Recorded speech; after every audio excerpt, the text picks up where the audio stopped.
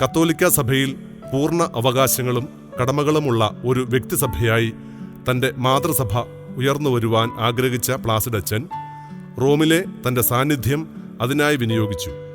മാർത്തോമാ ശ്ലീഹായിൽ നിന്നും കൈമാറിക്കിട്ടിയ വിശ്വാസ വെളിച്ചം വളർന്ന് പന്തലിച്ച് നിയതരൂപം കൈക്കൊണ്ട ആരാധനാക്രമ പാരമ്പര്യം പൂർണ്ണമായും പുനരുദ്ധരിച്ചും തനതായ ഭരണവ്യവസ്ഥ പുനഃസ്ഥാപിച്ചും ഭാരതത്തിൽ മുഴുവൻ പ്രേക്ഷിത പ്രവർത്തനവും അജപാലനവും നിർവഹിക്കുവാനുള്ള അവകാശം വീണ്ടെടുത്തും മലബാർ സഭ ഒരു സമ്പൂർണ്ണ വ്യക്തിസഭയായി വളരണമെന്ന് അദ്ദേഹം സ്വപ്നം കണ്ടു.